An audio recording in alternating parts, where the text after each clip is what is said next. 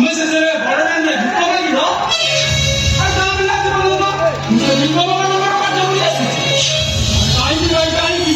কাহিনী ভাই আমাকে মিথ্যা কইল আরে কাহিনী তো বিশ্বাস আর মিথ্যা দিল अरे रोहन अरे तू ଟିକେ চুপ হয়ে যা রে আরে मैं কথাটা তো তোরে শুনিବାକୁ চেষ্টা কর আরে কাহিনী চুপ है कौन तमे बता सुनेगा ए रोहन अरे खाओ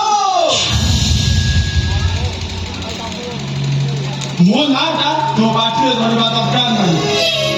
मुंह बिकर रहा भाई ये ना हमें तो मुंह का काम कर ए रोहन अरे तू परिस्थिति एपରି ନୁହଁ ଯେ ଭିକ ମାଗୁଛି ତୁମେ ସେ କଥାଟା ତାର ବୁଝିବାକୁ ଚେଷ୍ଟା କର आओ मुझे किसी और मुझे बात अब क्या नहीं तुम कोई अवस्था नहीं किसा ना रे ये सब मुझे सही अरे रोहन अरे तू भिखारी ନୁହେଁ रे ଏଠି ଭିକ ମାଗିବା ମୋ ପେଶା ନୁହଁ अरे ସତ କଥାଟା ତାର ଶୁଣିବାକୁ ଚେଷ୍ଟା କର କେତେ କିସ କହିବ କେତେ ବାହାନା କରିବ କେତେ ଖୁସି ମୁଁ ଘରକୁ ଫେରୁଛି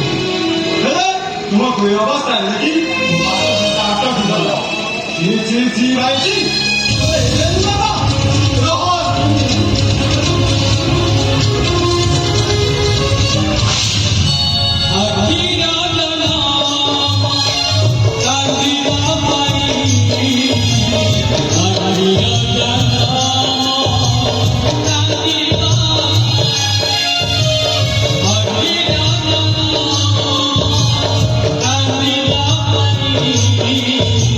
I